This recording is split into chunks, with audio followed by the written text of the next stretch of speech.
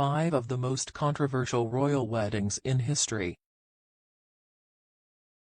Princess Mako and Kei Komuro. Princess Mako of Japan finally tied the knot with her college boyfriend, Kei Komuro, in a simple wedding registry in Tokyo. While the wedding itself was a rather unassuming affair, the process leading up to the princess's big day was quite a long and painful one. By choosing to spend her life with Komuro, a commoner, the princess officially renounced her royal ranking, which was a decision that brought about severe public scrutiny, with tabloids reporting on financial disputes between Kei's mother and her former fiancé. Japan's law actually required Mako to undergo official ceremonies to finally mark her departure from the royal family, and she was even granted a dowry of around $1.4 million. However, she decided to opt out of both traditions, making her the very first female imperial family member since World War II to decline the dowry while marrying a commoner. Prince Harry and Meghan Markle. This royal couple has been drenched in controversy since day one when Prince Harry started dating the famous Suits actress Meghan Markle. After meeting on a blind date back in 2016, the prince finally confirmed his relationship with the actress in November that year, and the latter subsequently faced a wave of badgering from internet trolls. The gruesome tabloid attention they garnered from their dating years until after their wedding ultimately led to their decision to take a big step back from the royal family in 2020. This is when they decided they would split their time between the United Kingdom and North America and also plan to be financially independent. Markle also faced scrutiny for her troubled relationship with her father, as the latter would reveal several scathing revelations and news about his daughter to various tabloids. The couple recently sat down for an extremely controversial tell-all interview with Oprah Winfrey, where they shared how treatment by the royal family led them to step down from their positions. Edward VIII and Wallis Simpson.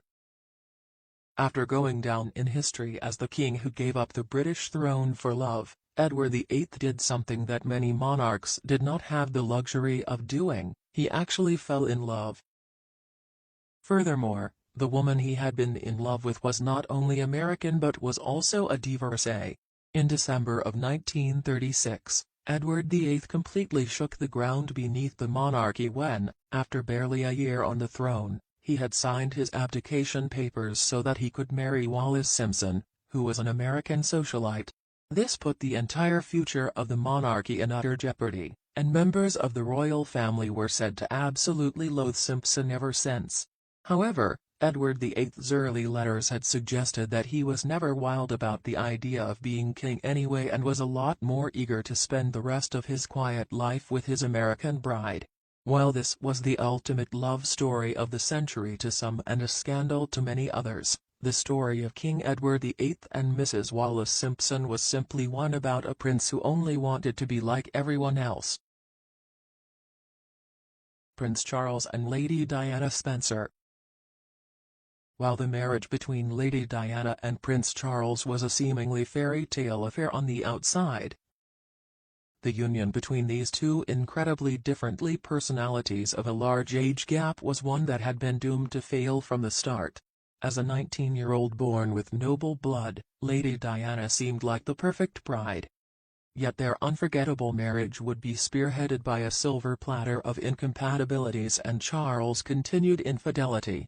Charles had reportedly been jealous of Diana's fame and social status, and both of them were caught in intimate conversations with their lovers on several separate occasions. Diana's tapped phone call was even called Squidgygate because of her then-boyfriend's pet name for her. Still, Charles managed to top that when he was caught in a recorded phone conversation with his longtime mistress, Camilla Parker Bowles, whom he later tied the knot with. Diana's infamous televised interview with Martin Bashir might have been the final nail in the coffin, which had been conducted behind the royal family's backs. Unfortunately, the following year after their divorce in 1996, Diana passed away after being injured in a car crash. Princess Margaret and Anthony Armstrong-Jones. We definitely have to thank the Crown for reigniting all of the royal drama that surrounded Princess Margaret and her seemingly troubled marriage to Anthony Armstrong-Jones.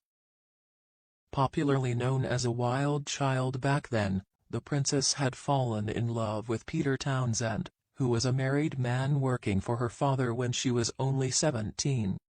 After Parliament had refused to allow the pair to wed, she tied the knot to a photographer named Anthony Armstrong-Jones back in 1960 despite palace officials' protests.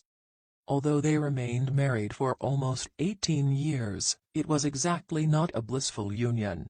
Armstrong-Jones had several affairs when his and Princess Margaret's marriage began falling apart. But she was the one with the most dishonorable dalliance when she had been caught on camera canoodling with gardener Roddy Llewellyn, who was nearly 17 years younger than her. After Margaret's affair with Llewellyn had hit the papers, her husband immediately asked for a divorce, and it was surprisingly approved by the Crown. The divorce almost cost the princess everything, including her government-funded lifestyle, and she was even labeled a royal parasite.